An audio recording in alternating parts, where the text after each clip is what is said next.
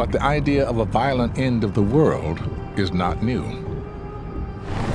2,000 years ago, not all Jews anticipated a coming age of peace. One Jewish sect fervently anticipated a bloody apocalypse. Archaeologist Jody Magnus has taken me to the shores of the Dead Sea, where their ancient prophecies were miraculously preserved. Welcome to Qumran. Qumran.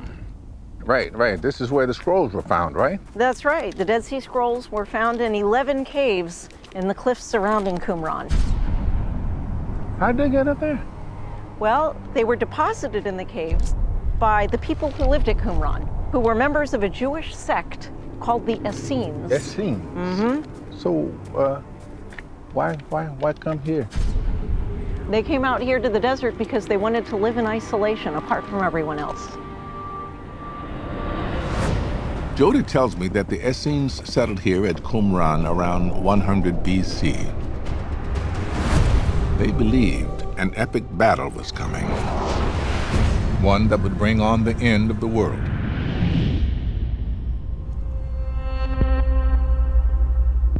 Thanks to the incredibly dry climate here, their apocalyptic writings have been preserved for more than 2,000 years. Looking over the edge of the cliff here, look at what we see below us. Holy cow. This cave is very important. Approximately 700 different scrolls were found in this cave, including fragments of the War Scroll. The War Scrolls, what is that? That's a scroll that describes a 40-year-long apocalyptic war. And one of the famous lines from this scroll says, "There shall be a war of terrible carnage. The sons of light shall battle the sons of darkness, and it shall end in eternal redemption."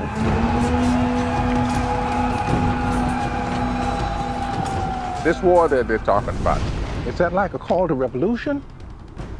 Or is it more like a mythological expectation? When you read the War Scroll, one of the interesting things is that it interweaves real and then what seems to us to be fantasy. The people who are leading them into battle are priests who are dressed in priestly outfits. The fact that they talk about angels fighting in their midst, but the soldiers are equipped in the way that soldiers at that time were equipped. So you have a combination of what seems to be very real, combined with things that to us seem to be imaginary. Like many doomsday cults, the Essenes believed the end was imminent and took precautions to be ready to meet God at any moment. This is one of the ritual baths here at Qumran. They literally believed that God's presence dwelled in their midst. According to biblical Jewish law, if you enter the presence of the God of Israel, you have to be in a state of ritual purity. So all of these pools were filled by the flash flood waters, but water was not replenished over the course of the year, so it got pretty gross. Nevertheless, it was still considered pure for the purposes of ritual immersion. You could probably come close to walking on it. Yeah, you could probably cut it with a knife at that point. So they were all here preparing themselves for the apocalypse. That's right. What happened?